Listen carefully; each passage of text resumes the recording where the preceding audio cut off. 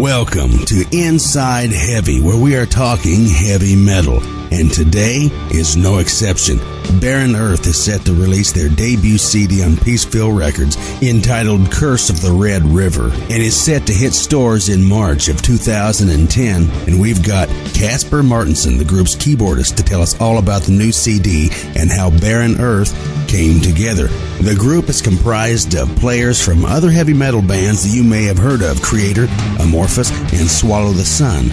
A lineup that has heavy metal fans standing at attention and wait for this new CD to come out. So don't go anywhere. We're coming right back with Kasper Martenson from Barren Earth.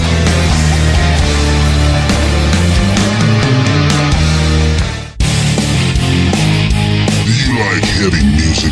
Do you like saving money?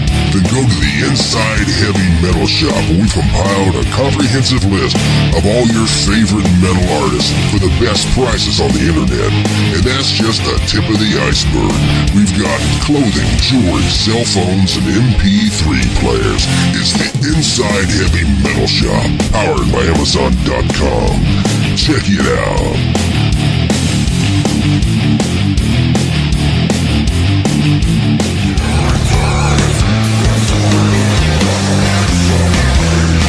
We are back with Kasper Martenson from Barren Earth right here on Inside Heavy.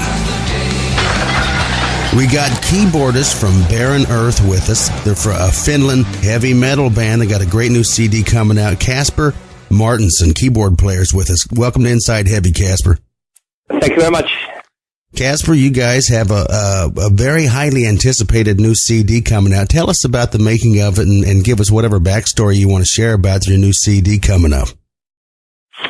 The CD was recorded last summer, and the band itself was formed 2 years prior, but it's been a rather slow process. It started from being just a project with no further ambitions to actually then taking shape and knocking together some quite good songs, and then growing little by little, and which then resulted in a record deal with Peaceville Records, and so it's kind of gained momentum ever since the inception of the band.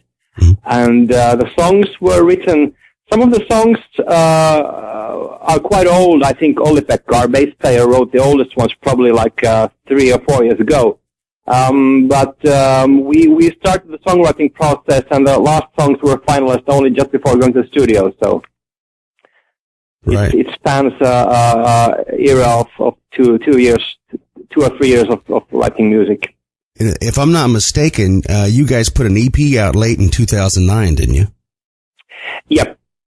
We had material which would have been too much to put on a single album, so we thought that all the material is good, basically, so you might as well put it out, and so we just thought that the songs which were maybe a notch or two below the what would be classified as the album quality, right, we thought we put them on the EP and then put the absolute highlights on the album then.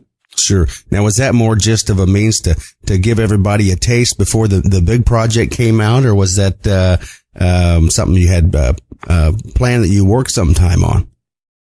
I think it was the idea was I think it was the record company's idea that it might be a good way of introducing the band and introducing the name, right, Barren Earth, because it's at that point probably well, I mean, we're still probably not very famous by any standards, but definitely at that point last autumn it was a completely virtually unknown band, so it was I think a good way to establish the name within the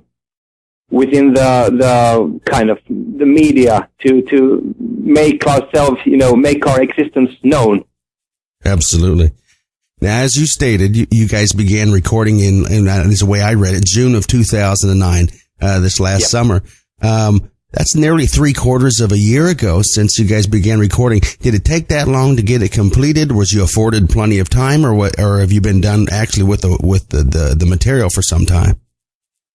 No, we finished the recordings, I think early August.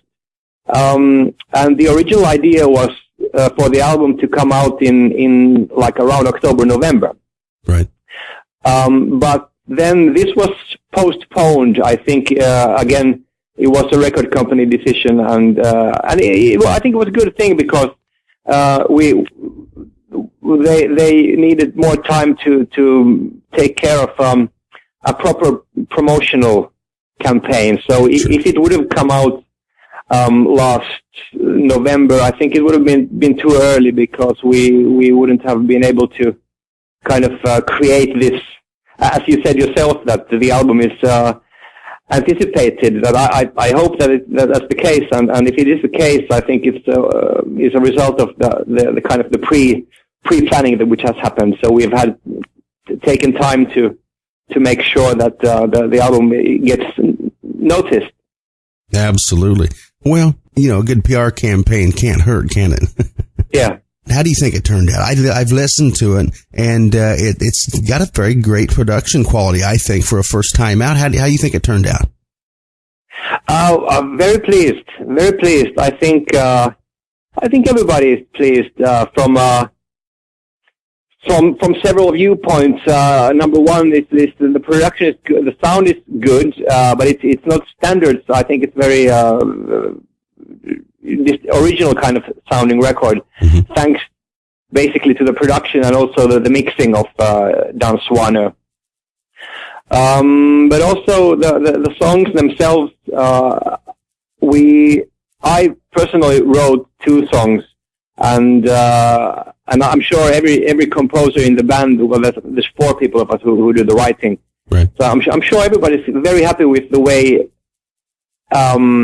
their individual songs ended out. As a composer, I'm totally, like, I feel that my vision, my original vision of the songs were not only fulfilled but even kind of surpassed.